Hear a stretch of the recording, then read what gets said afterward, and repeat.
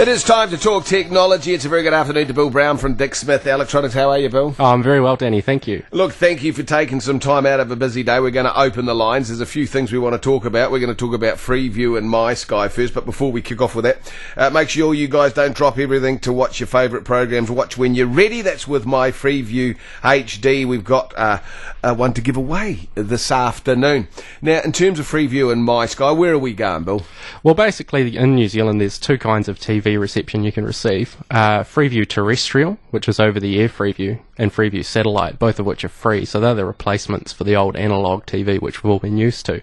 And then, of course, there's Sky, which is the paid subscription version.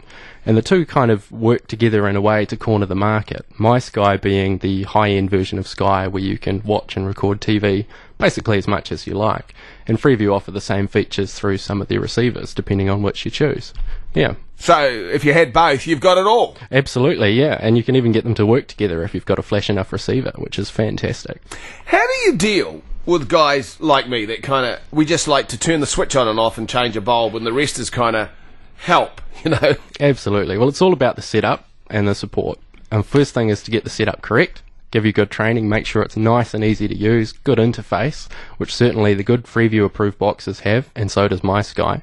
But also about offering support to our customers, which means making ourselves available over the phone or via the internet or even face-to-face, which is very important. Well, you've been getting a lot of calls from me. We've got one here from Mark. How are you, Mark? Yeah, hi there. I'd like to know what outputs it's got. Like, obviously it's got a hard drive in it, but can I output it to a DV recorder to record something? Absolutely, you can, Mark. The MySky free boxes have the same kind of outputs you would expect on a TV, which means they'll put to component, which is the old red, white, yellow plugs. Some of them also do UHF, which is the old tune-in TV reception. And some of the newer ones are S-video HDMI output. HDMI is becoming more common. You'll see a mixture of HDMI and DVI, which are the two very good quality digital outputs for high definition. S-video, not so much. That's more aimed at the computer type market. No, okay. And what's going to happen with, with using HDMI? I understand reading on the internet that the broadcasters, say you recorded the All Blacks, are going to be able to put it in, that you're only allowed to keep it there for, say, 2 weeks without, and then you won't be able to access it. Is this correct? Yeah, well, the digital platform. The rules around that are probably likely to change, but the reality is with high-end digital content, they can do what they call encrypting, which is protecting the content to make sure that you don't distribute it freely, which would break the copyright laws, and also, limiting how long you'll be able to view that programming. So that's something that's coming in. They're protecting their product. That's right. They pay for that. And we've got to expect that they're not going to give it away for free forever. Or let you give it away either. Absolutely, or make money off it. Hello, Richard. Yeah, hi, how are you guys? Good. I have a problem receiving some UHF channels. I'm near a golf course and there's a lot of trees. How can I solve that? Somebody said that if I use Freeview, that would get around the problem. Well, the Freeview terrestrial, that's the over-the-air signal, is a little bit less flaky than the old UHF signals, but the reality is if you have a lot of interference you're going to have problems, which I do have at times. It varies. Chainsaw, go down to the stool shop. Go down to the stool shop, Richard. Yes, but by the time I get a Resource Management Act, Article 2 of the treaty, mate. Article 2 of the treaty, mate. Right. The short answer, Richard, is you can put your UHF receiver for Freeview up on a high pole above your house to increase the height. Or you could make the switch to Freeview satellite, which is basically coming down from the old Optus D1 satellite above New Zealand, which cuts out any reception problems within your area because it's straight down through the sky. An old dish that I have? Yeah, if you've got an old Sky dish, most of them will work with Freeview. They're pointed at the same satellite, so get a good installer and it'll go. Good on you, Richard. I thank you very much. You're welcome, man. Hello, Craig. Yeah, good afternoon. I have a problem. I've got a vast number of remotes. Yeah, tell me about it. And what is the best? The one that opens the beer fridge and delivers to the couch. Well, I'll have one of them, thanks. Yeah, okay. What is the best? What's the best choice? Remote that'll actually do everything. Do everything. Yeah, sure. Well, there's a couple of choices on the market. I'd probably recommend the Logitech Harmony remote series. There's a couple of high-end models available in stores at the moment, But basically that is one remote which you can tune into multiple devices. So you can say, I want to run my VCR, my TV, my DVD player, my recorder, and it'll work out what those frequencies are to run the remote, and you can control it all from one, just at a push of a button. And what, like how many appliances could you load onto it? It depends on the model that you buy, but anywhere from about 4. I think I've seen one as high as 20 devices, but there was a very high-end Microsoft multiple remote. So any idea on cost? Roughly around the $100 plus mark, depending on the model. And so the high-end one is the one that delivers the beer as well?